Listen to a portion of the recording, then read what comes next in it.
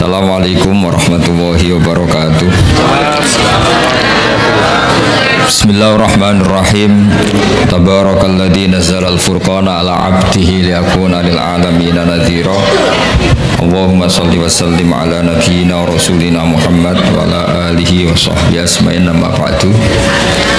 Yang sangat kita hormati Ketua PCI NU Cabang Arab Saudi Bapak Imron Masudi, Bapak Ekdin Konjen, Bapak Syafaat Khofur, semua teman-teman NU, fatayat muslimat yang saya hormati.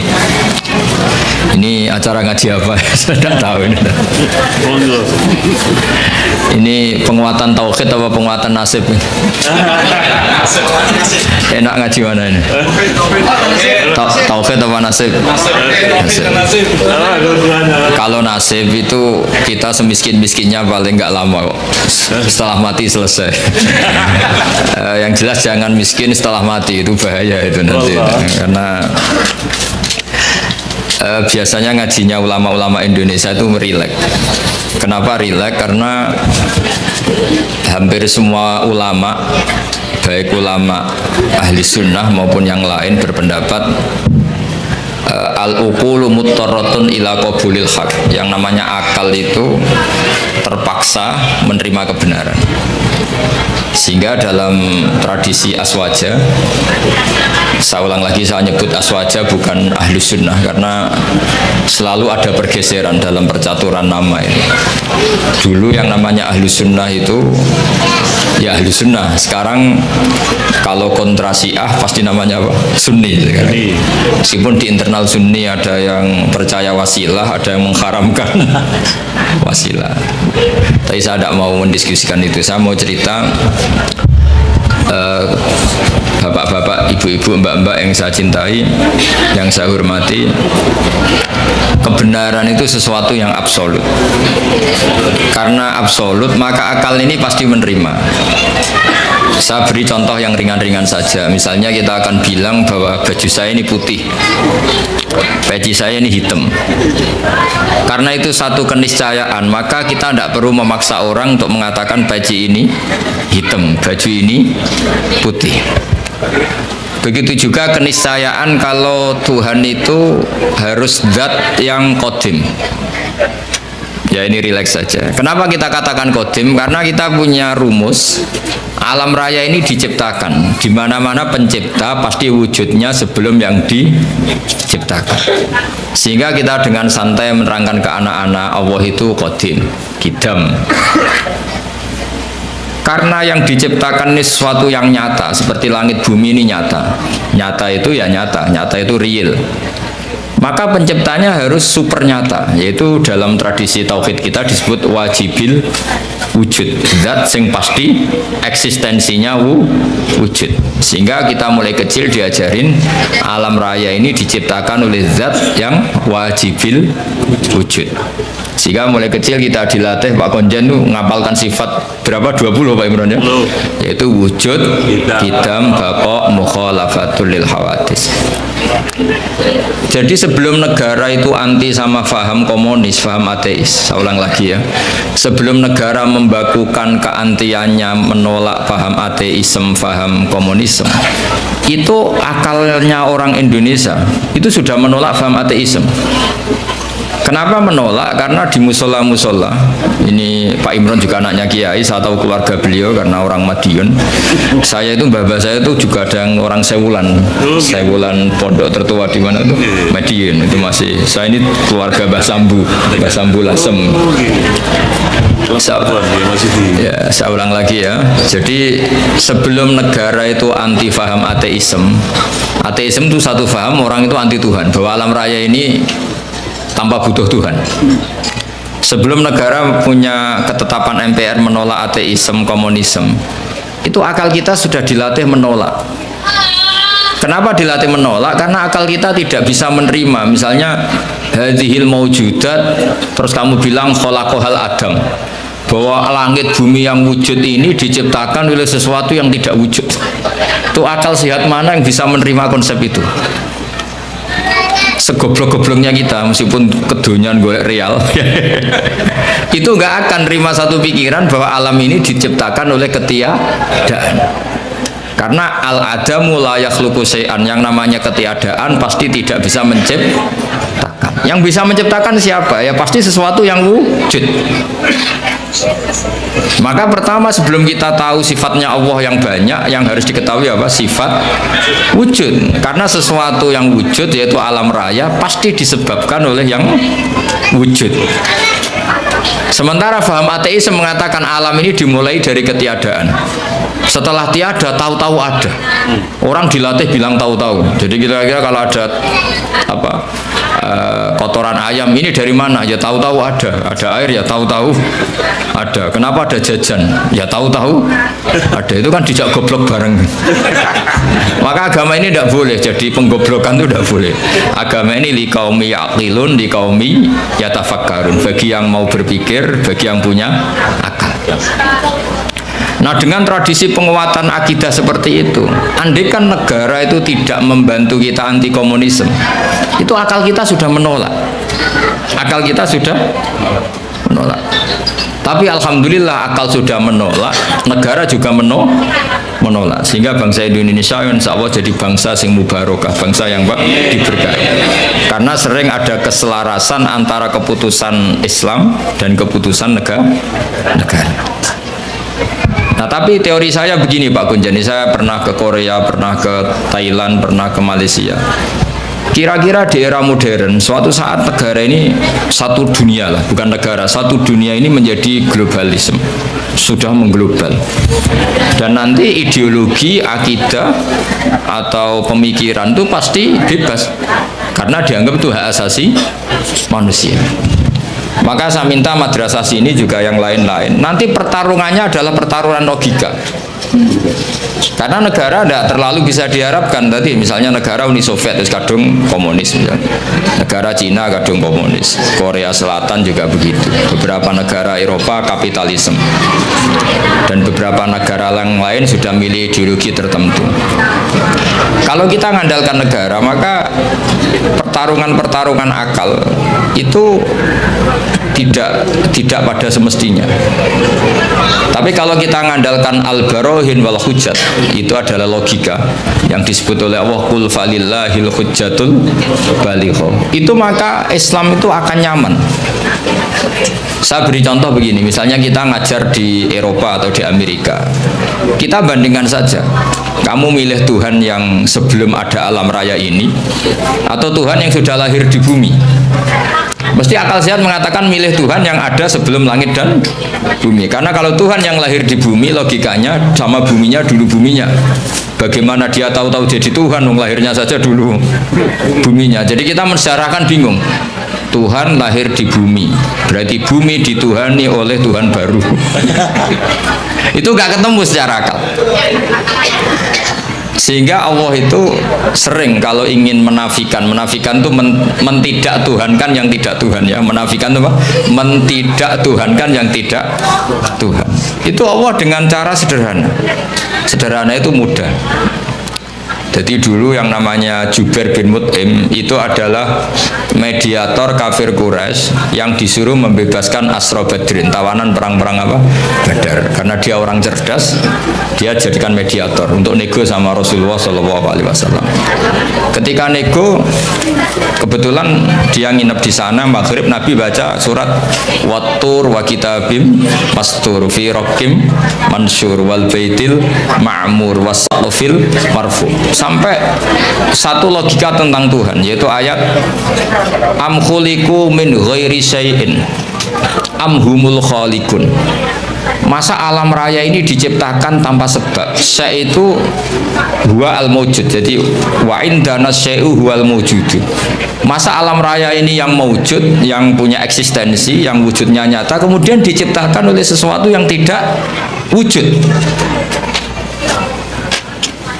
Akhirnya Jubair bin Mut'im itu mikir, amhumul khaliqun, atau memang kalau kamu nggak percaya Allah itu nggak ada, apa jangan-jangan mereka kalian semua ini yang menciptakan langit bumi?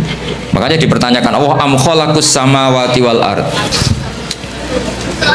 Sampai ada sekian pertanyaan, termasuk Qul ara'aytum ma tad'una min dunillah aruni madza khalaqu minal ardi am lahum syirkun fis samawat. Orang-orang yang kamu tuhankan, Lata, Uzza, Hubal, apa ikut berkontribusi saat langit bumi diciptakan? Sehingga pertanyaan-pertanyaan Allah itu menohok. Akhirnya kata Jubair bin Mut'im, Mataraka Muhammadun li aqdina syai'an. Muhammad tidak meninggalkan akal kita sama sekali. Maksudnya logika tentang Tuhan Lata Uzza itu enggak masuk sama sekali. Karena tadi misalnya, makanya dalam Quran ini yang perlu dikuatkan adalah kita. Karena saya bayangkan setelah nanti dunia ini global, yang bisa mengawal Islam itu hanya al-barohin wal hujjah, yaitu logika.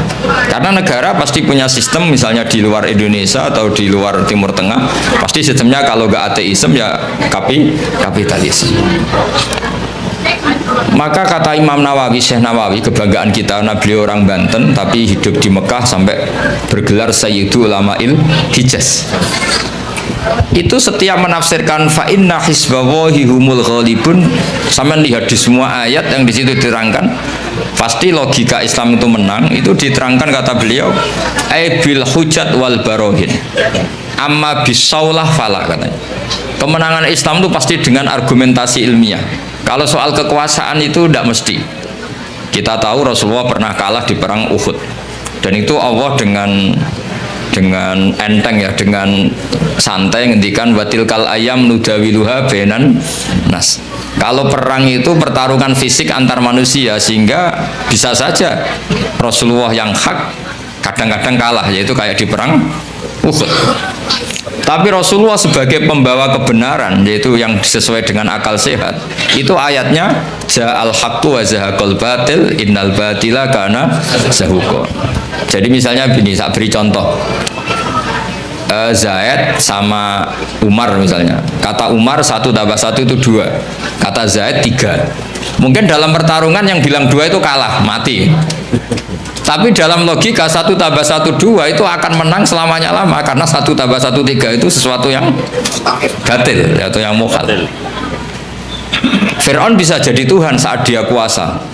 Musa terdesak karena dia seorang raja. Semua orang Mesir dipaksa menuhankan Fir'aun. Fir'aun bisa menang. Buktinya beberapa orang yang tidak mengakui Fir'aun Tuhan mati terbunuh. Berarti Fir'aun menang sebagai raja dia. Tapi tidak akan menang sebagai logika. Karena logika manapun menolak ketuhanan Fir'aun.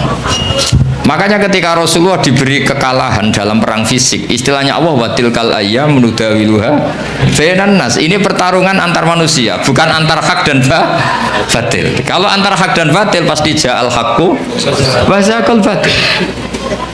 Kalau barang hak itu ada, pasti yang batil ini hilang. Fa innal batila ma la wujudalah. Yang namanya batil sesuatu yang enggak punya eksistensi. Makanya sebagian Quran mengistilahkan qul ja'al haqqu wa ma yubdi'ul batil wa ma yu'id. Sesuatu yang batil itu bermula saja enggak pernah. Yubdi itu maknanya bermula. Bermula saja tidak pernah, apalagi bereksistensi. Bermula saja tidak pernah. Pernah enggak 1 ditambah 1 jadi 7? Kan enggak kan? Bermula saja enggak, apalagi mempertahankan apa? Eksistensinya. Jadi kira-kira Fir'aun ya tidak pernah Tuhan, Namrud ya tidak pernah Tuhan. Begitu juga yang dipertuhankan selain Allah selamanya nggak pernah sebagai Tuhan. Karena apa? Yang dikatakan Tuhan adalah zat yang paling punya pengaruh pada alam raya ini. Tentu harus bersifat qadim. Nah sementara Fir'aun ada tanggal lahirnya, Tuhan-Tuhan yang lain juga ada tanggal lahirnya, bahkan ada tahunnya 2000 berapa gitu. Itu kalau alam raya umurnya 5.000 tahun saja sudah bingung Tuhannya, karena dulu alamnya. Sehingga ketika Fir'aun merasa sebagai Tuhan, itu cara mengalahkan Musa itu tidak dengan kekuasaan, tapi dengan argumen. Yaitu ketika Fir'aun tanya Musa, lalu kalau kamu punya Tuhan yang lain, Tuhan kamu siapa? Kata Musa, yang menuhani langit bumi, Rabbus samawati wal ardh. Fir'aun masih bisa ngeles. Kata Fir'aun, saya sering jalan-jalan, yang dituhankan orang itu saya. Makanya kata Fir'aun, ma'alim tulakum min ilahin ghairi, setahu saya yang dituhankan itu saya. Soal kemungkinan Tuhan Musa ada di langit, terus dia manggil Haman. Haman itu arsitektur handal. Ya Hamanu bnili sorhal la'alli ablughul asbab as-samawati fa'attali'a ila ilahi Musa. Haman bikinkan piramida yang tinggi supaya saya bisa melihat Tuhannya Fir'aun. Tuhannya siapa? Musa. Andai kan adu argumentasi ini nunggu piramida jadi, maka Musa akan kalah. Karena setelah dilihat pun Tuhan tidak akan pernah kelihatan. Maka Musa gak mau, kalau pakai logika itu Musa pasti kalah. Tapi Musa pakai logika sederhana yang Fir'aun itu terperanjat dan menjadikan orang sekeliling Fir'aun menjadi mukmin, yaitu dengan logika Rabbukum wa Rabbu abaikumul awwalin, yang menuhani nenek moyang kamu. Itu kaget Fir'aun. Orang-orang juga langsung jadi mukmin, yang meskipun yaktumu imana, menyembunyikan apa? Karena logikanya kalau Fir'aun Tuhan berarti buyutnya tanpa Tuhan. Kan zaman buyutnya Tuhannya belum lahir. Berarti ini ada makhlukun yataqaddamu khaliqun, ada makhluk mendahului Tuhan. Sehingga orang-orang terus mikir, oh, Fir'aun geblek tenan, pangeran dibah di buyut. Kalau dibah di buyut berarti buyutnya tanpa pangeran, karena pangerannya datang terlambat. Ya kan, Fir'aun kan punya bin. Terus sementara dia yang Tuhan, bapaknya nggak Tuhan, mbahnya nggak Tuhan, buyut-buyutnya. Berarti Tuhan, anak cucu tidak Tuhan. Logika itu tidak masuk. Maka kita mulai kecil di musola-musola diajarkan wujud, qidam, baqo. Logikanya gampang saja. Alam raya ini kadung wujud. Kalau kadung wujud, nggak boleh kita punya rumus ini alam yang wujud diciptakan oleh yang tidak wujud. Itu mbok akal paling nggak waras pun. Ini gimana? Suatu yang tidak wujud berperan pada yang wujud. Pasti nggak masuk akal. Makanya kata Ibnu Hajar al-Asqalani, penyarah kitab Bukhari, yaitu disebut kitab apa? Fathul Bari Bisyarhil Bukhari, itu beliau ngendikan salasun mangkunna fihi wajada halawatal iman. Tiga hal ini kalau kamu tahu, kamu merasakan, akan menemukan manisnya iman. Itu kata saya Ibnu Hajar al-Asqalani, ngendikannya begini. Wa hadha huwa al-musamma bil iltizat al-aqli. Saya masih ingat. Ini yang dinamakan kenyamanan secara berpikir. Jadi halawatal iman menurut beliau adalah orang yang sampai ke rutbatul iman, ke derajat iman karena kekuatan berpikir. Misalnya begini, kamu bisa tidur gak kira-kira kalau dipaksa oleh satu ideologi yang jadi Tuhan tuh Fir'aun. Dia lahir di bumi, punya bapak, babahnya gak Tuhan. Yang mulai Tuhan ya Fir'aun itu. Karena dia Tuhan, maka dia pencipta mbah-mbahnya. Padahal dia datang terlambat. Itu otak kamu paksa nerima itu tuh gak bisa nerima. Karena aneh, Tuhan kok datang terlambat. Fir'aun itu Tuhan, tapi lahirnya sama wujudnya dulu bumi yang dituhani. Mesti kamu kan balik loh, podo-podo pangeran atau bumi ini tidak Fir'aun kan gitu. Nah, beda dengan akidah Islam. Akidah Islam itu yang membuat kita bisa tidur nyaman, merasakan halawatal iman, karena alam raya ini diciptakan oleh zat yang lebih dulu ketimbang alam raya ini. Zat ini karena pencipta bersifat super, terus oleh ulama disebut wajibil wujud. Karena pencipta datangnya harus lebih awal timbang yang diciptakan, sehingga zat ini berstatus qadim atau al-awwal. Karena dia pencipta maka dia superior, karena superior tidak terkalahkan, maka zat ini bersifat baqo, wujud qidam baqo. Karena zat ini super maka nggak boleh ada kembarannya. Pak Imron saja nggak mau ditandingi apalagi Tuhan. Karena Tuhan itu super, kalau super nggak boleh la syari kalah, harus nggak ada kembarannya, nggak boleh ada dua matahari kembar, apalagi ini Tuhan. Maka bersifat mukhalafatul hadis. Karena wujudnya Tuhan sebelum ada yang lain, maka dia harus nggak butuh orang lain. Dan nggak butuh orang lain disebut qiyamuhu binafsihi. Dia harus bisa menjaga eksistensinya sendiri. Nah, sifat-sifat Tuhan seperti itu kita terima itu nyaman.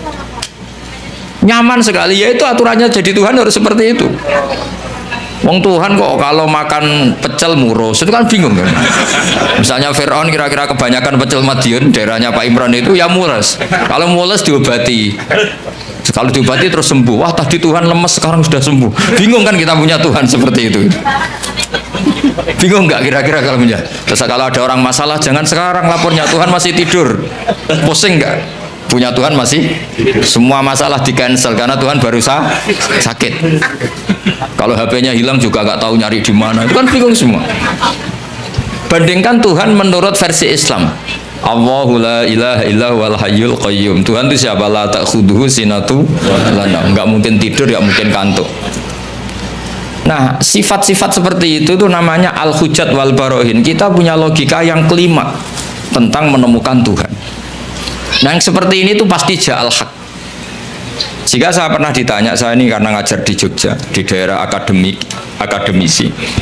Pak, suatu saat kalau ada perbandingan agama, boleh enggak? Saya bilang boleh. Yang penting enggak perbandingan pemeluk agama. Karena kalau Islam dibandingkan non-Islam, pasti yang menang Islam. Liyudhhirahu ala dini kulli. Makanya dulu masyhur itu ada perdebatan Ahmad Didat sama seorang non-Muslim antara Tuhan Allah dan Tuhan yang lainnya. Itu banyak mahasiswi dari Swiss, dari Swedia bilang sepertinya Tuhan Anda lebih menarik karena disifati Tuhan Islam adalah sebelum ada alam raya ini tidak ada kembarannya, tidak ada macam-macam, pokoknya tidak ada yang salah. Sementara Tuhan yang lainnya lahirnya di bumi, ada tanggalnya, pernah kecil, mungkin pernah kalau jalan jatuh, mungkin pernah macam-macam, sehingga nggak meyakinkan berstatus sebagai apa? Tuhan. Nah, kalau kamu cara beriman seperti ini, namanya sudah ja'al haqqu wa zahaqal batil. Maka harus dibedakan Islam dan orang Islam. Kalau orang Islam mungkin di daerah yang mayoritas Muslim, copetnya juga Muslim, nanti koruptornya juga Muslim, sehingga nggak bisa dibanggakan Muslimnya. Tapi kalau Islamnya selalu bisa dibanggakan. Makanya saya bilang kalau ada perbandingan agama itu ya Islamnya, jangan orangnya. Kalau orangnya ya repot. Di daerah yang kebetulan malingnya Muslim ya Muslim, koruptornya juga Muslim, pencopetnya nanti juga Muslim. Bahkan ada raja tertentu yang mengatasnamakan raja Islam itu selirnya sampai 30. Mana ada Islam menghalalkan sampai 30. Tapi itu kan orang Islam, bukan aturan Islam. Nah itu kan repot. Nah sekarang yang kita sesali kajian agama atau perbandingan agama itu yang dikaji itu orangnya, sehingga kita sering kalah.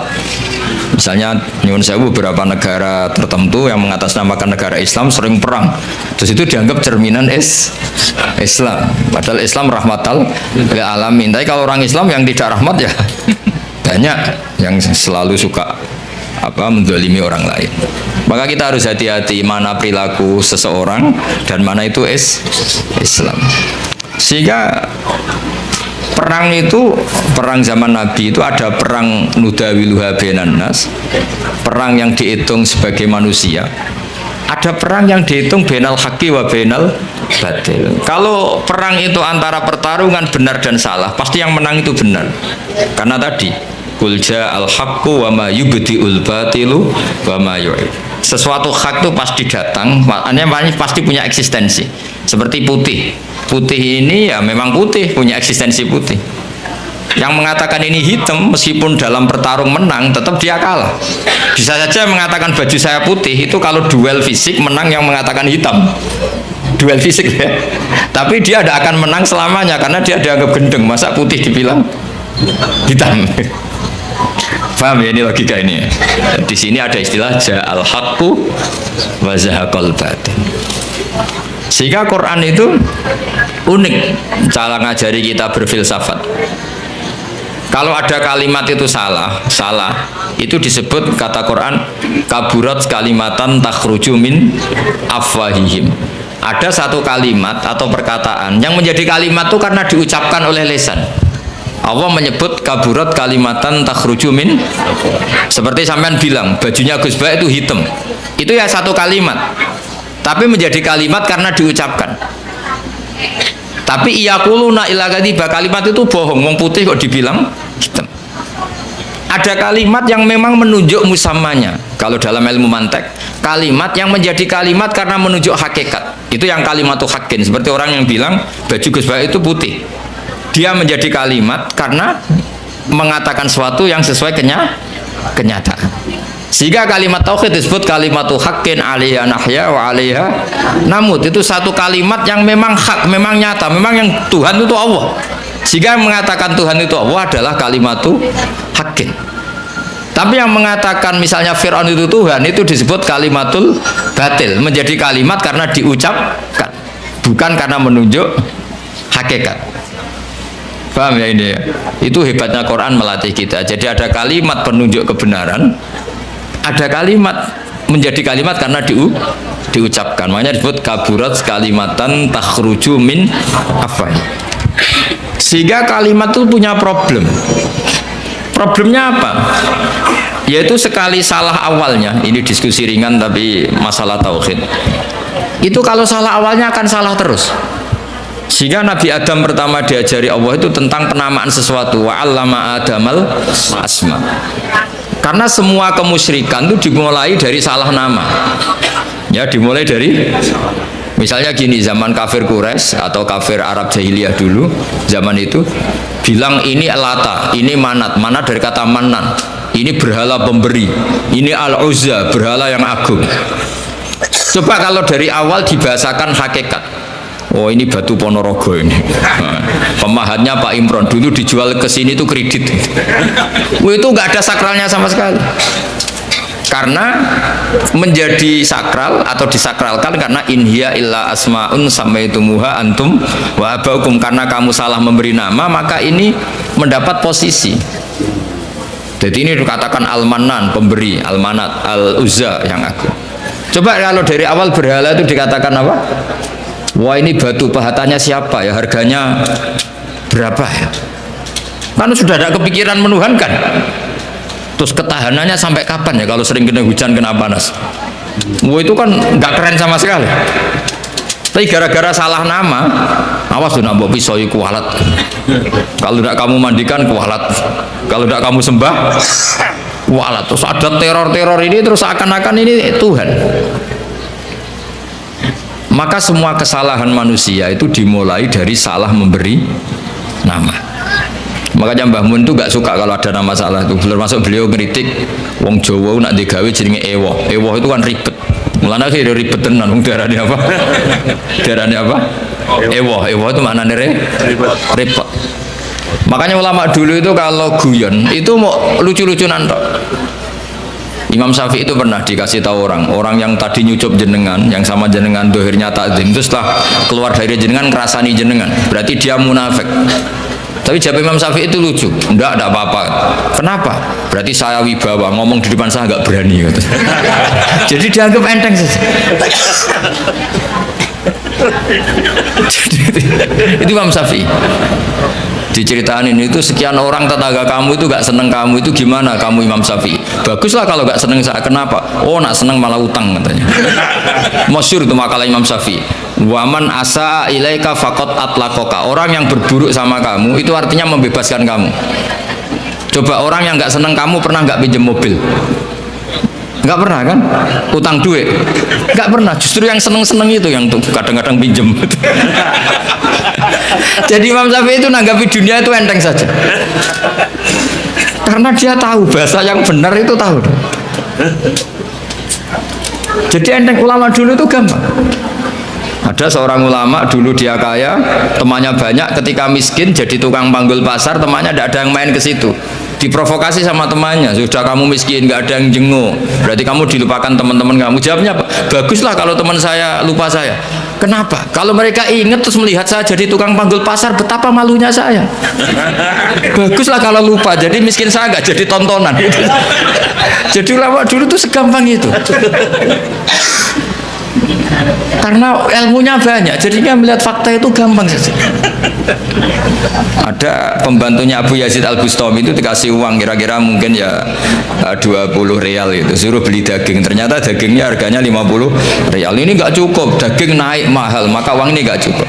Jawabnya Abdul Qasim Al-Junaidi, Abu Yazid, arkisuhu bistarki, jadi arkisuhu bitarki. Ya bikin murah saja. Loh 20 aja gak cukup, oh dibikin murah. Ya menjadi mahal karena kamu ingin beli. Kalau gak ingin beli kan tidak mahal. Ya sudah gak usah beli. Jadi ulama dulu itu enteng sekali. Makanya banyak ulama dulu itu punya istri cerewet, judes tetap jadi wali. Karena kalau istrinya judes itu katanya dia, wah ini tambang pahala. Karena mensabari orang judes itu ibadah. Maka bilang istrinya, monggo teruskan. Nah selama ini kan enggak, kalau istri kita judes kita bilang, oh ini kita lelaki kok dimarahin istri, harga diri kita itu berpikir yang salah. Ini tambang pahala. Tambang apa? Dan kalau judes itu bagus. Kalau rukun malah minta belanja, malah mahal. Coba kalau sedang mesra itu mintanya istri apa? Belanja kan? Murah mana? Pas marah sama pas rukun? Biayanya itu murah mana? Pas neng-nengan sama pas harmonis? Mahal mana? Mahal pas harmonis. Maka anggap saja gitu, pas neng-nengan alhamdulillah ini cedek. Meskipun dimarahi terus lama-lama jantungan mati. Jadi mau saya cerita, jadi ulama dulu tuh gampang sih. Karena sekali sesuatu itu salah nama, itu bahaya. Makanya pertama Nabi Adam diajari wa 'allama Adamal asma. Maka alhamdulillah kita dari awal mengatakan bumi ini makhluk diciptakan, manusia juga makhluk diciptakan. Sehingga status kita, andaikan kita dari awal mengatakan Fir'aun makhluk, Nabi Isa juga makhluk, mungkin nggak menuhankan orang yang berstatus makhluk. Tapi kita kadang nggak mengatakan manusia itu manusia super yang seakan-akan hidupnya nggak butuh orang lain. Maka saudara Rasulullah ketika begitu bangganya dikatakan gelar saya terbaik kata Nabi adalah Abdullah, hamba Allah. Karena Nabi nggak ingin nasibnya seperti Nabi Isa. Justru dengan gelar Abdullah itu Nabi nggak akan dituhankan karena berstatus Abdullah ya, berstatus Abdul. Jadi Islam ini juga harus dikawal oleh jangan sampai kita keliru memberi penama. Saya di Jogja sering memberi saran ke bapak-bapak ibu, kalau kamu bilang anak, wah ini anak nanti membiayai setelah kuliah biaya lagi, nikah biaya lagi, maka kamu lihat anak ini problem. Tapi kalau kamu melihat anak ini penerus sujud saya, penerus kebaikan saya, kalau saya sudah mati tabungan saya adalah di anak. Saya sujud, anak saya sujud, cucu saya sujud, cucu saya penyembah Allah, pecinta Rasulullah. Maka melihat anak ini sebagai penerus kebaikan, maka menganggap anak itu penting. Sehingga Allah kalau mengistilahkan anak itu apa? Walladzina amanu wattaba'athum dzurriyyatuhum biimanin. Kita melihat anak itu, ini generasi penerus iman saya, ini generasi penerus sujud saya, maka kita melihat anak ini senang. Tapi kalau dari awal melihat sebagai apa? Beban, maka terus anak ini problem. Sampai kalau asik kumpul istri terus jadi hamil. Loh kok hamil padahal saya ada ingin. Anak-anaknya sendiri, loh hamil padahal saya ada ingin. Apalagi kalau terpaut setahun. Loh anak kok kacek sidik, kesundulan aku ya ora niat. Jadi ini baru ada nih, sedang ada nih. Belum.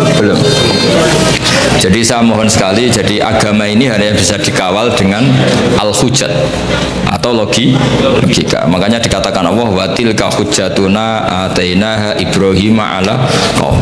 Tapi sekarang banyak orang itu nggak berlatih argumentasi, sehingga di tradisi Aswaja NU orang harus hafal akidatul awam, harus hafal sifat wajib 20, sifat muhal 20, terus sifat wajibnya Nabi 4, sifat muhalnya Nabi 4, sifat jaiznya 1.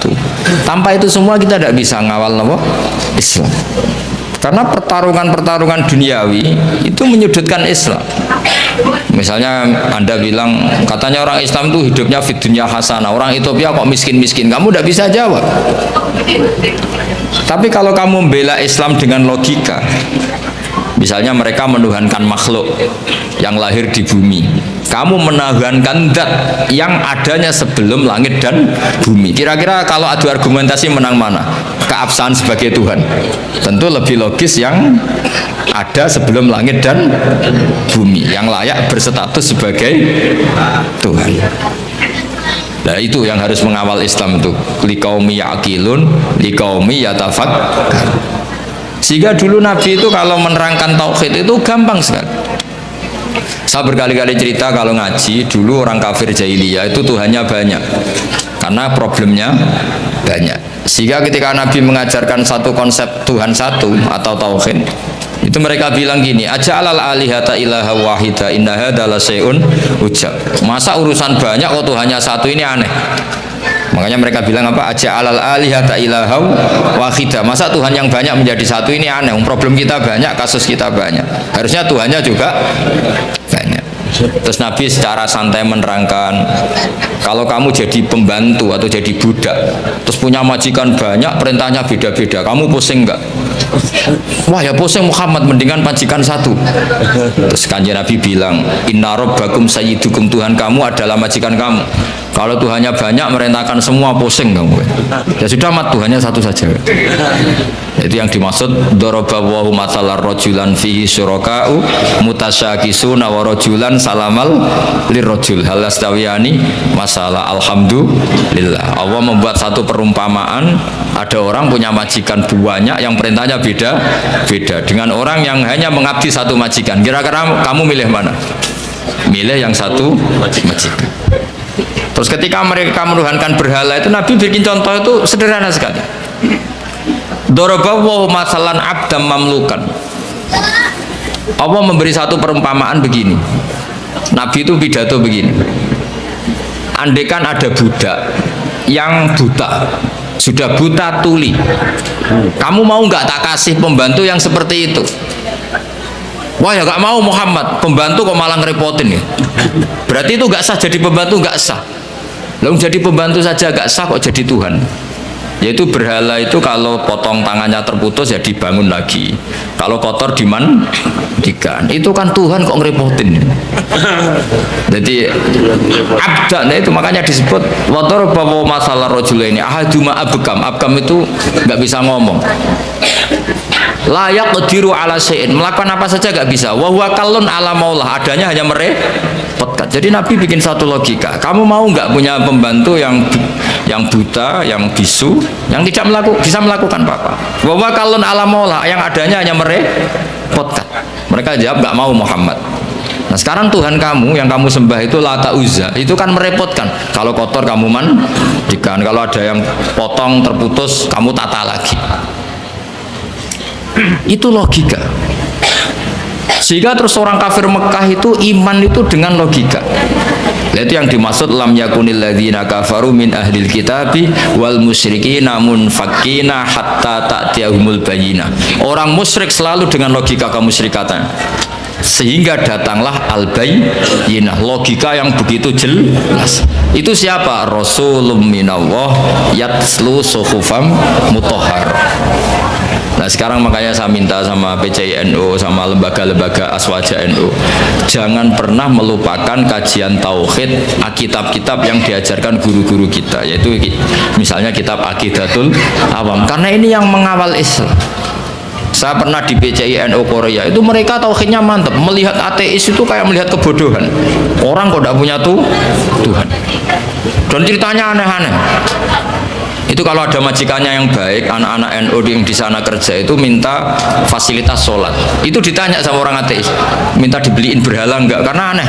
Jadi ada yang sholat itu dilihat dari atas gini, orang Islam kok aneh, sholat kok enggak ada yang disembah. Yang lucu lagi, saya punya teman setengah kaya karena pegawai Garuda itu pas waktu asar sholat di mall. Itu security-nya nelpon polisi, di sini ada ritual teroris, tolong ditangkap. Jadi kalau bilang sholat itu ritual teroris, dianggap muqaddimah. Jadi sholat dianggap muqaddimah sebelum ngebom.